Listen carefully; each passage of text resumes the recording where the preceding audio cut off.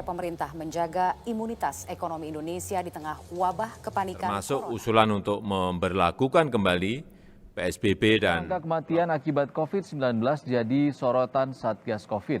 Juru bicara Kematian Satgas. akibat virus COVID-19 resmi menembus 100.000 Skenario jiwa. paling berat akan ada tambahan 3,78 juta orang miskin dan penambahan pengangguran 5,23 juta Pembangunan orang. manusia di tengah pandemi.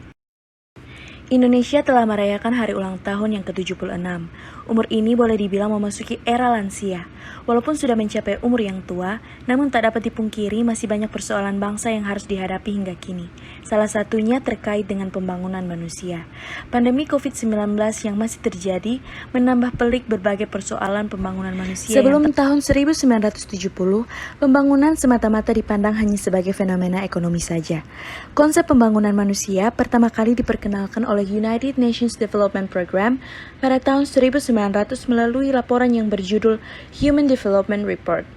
Dalam laporannya tersebut, UNDP menyatakan bahwa manusia adalah kekayaan bangsa yang sesungguhnya. Pembangunan manusia menempatkan manusia sebagai pusat atau inti dari pembangunan, bukan hanya sekedar input atau sekilas mengenai IPM. Untuk mengetahui tingkat keberhasilan suatu wilayah yang proses pembangunannya berfokuskan kepada manusia, UNDP menyusun Human Development Index atau Indeks Pembangunan Manusia. Indeks ini menjelaskan bagaimana penduduk dapat mengakses hasil pembangunan dalam memperoleh pendapatan, kesehatan, pendidikan, dan lain sebagainya. IPM dibentuk oleh 3 dimensi dasar, yaitu umur panjang dan hidup sehat, pengetahuan, dan standar hidup layak.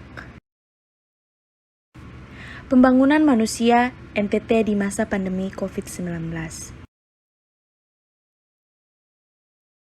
Menurut Badan Pusat Statistik, pertumbuhan IPM di tengah pandemi COVID-19 mengalami perlambatan di seluruh provinsi. Perbandingan IPM antar provinsi tidak mengalami banyak perubahan dalam periode 2019 hingga 2020. Capaian IPM tertinggi pada tahun 2020 masih diraih oleh Provinsi DKI Jakarta dengan nilai 80,77, sedangkan capaian terendah ditempati oleh Provinsi Papua dengan nilai 60,44. Posisi IPM Nusa Tenggara Timur menduduki urutan ketiga IPM terendah di Indonesia dengan nilai 65,19. Nilai IPM NTT hanya lebih baik dari Papua dan Papua Barat.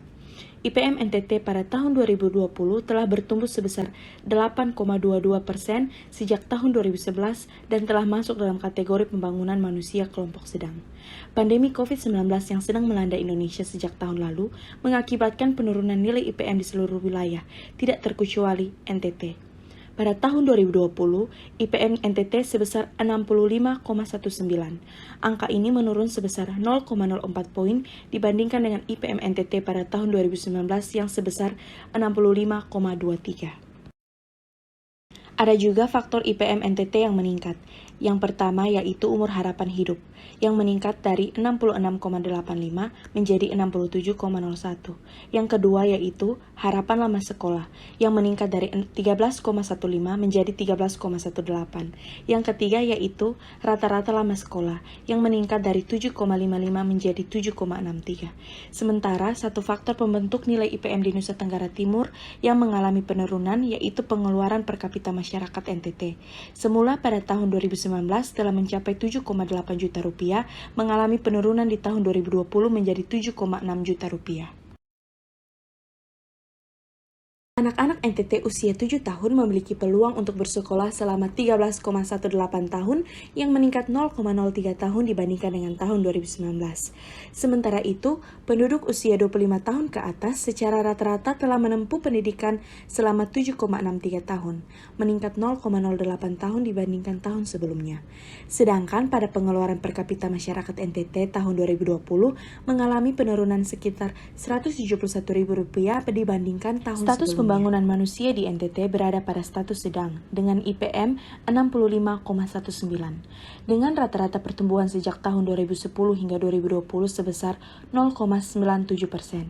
Sejak 2011, Kota Kupang tetap menjadi kota dengan IPM tertinggi. Sebaliknya, Kabupaten Saburai Jua menjadi wilayah dengan IPM terendah hingga tahun 2020 dengan nilai IPM sebesar 57,02. Dengan IPM tahun 2020 yang menurun dan masih tetap di posisi 3 terbawah provinsi dengan IPM terendah, maka dapat disimpulkan bahwa pembangunan manusia di NTT seperti jalan di tempat. Salah satu faktor yang harus mendapat perhatian khusus dari pemerintah yaitu pengeluaran per kapita masyarakat NTT yang turun di tengah pandemi ini. Perbaikan kualitas ekonomi di NTT perlu ditingkat guna meningkatkan IPM di NTT tanpa mengabaikan sisi kesehatannya. Oleh karena itu, pemerintah harus melakukan upaya yang cepat, tanggap, dan tepat sasaran untuk mengatasi hal ini. Peran penting masyarakat juga dibutuhkan dalam pembangunan manusia agar pembangunan manusia di Tanah Flobamora bisa beranjak dan melangkah maju dibandingkan dengan tahun-tahun sebelumnya. Semoga.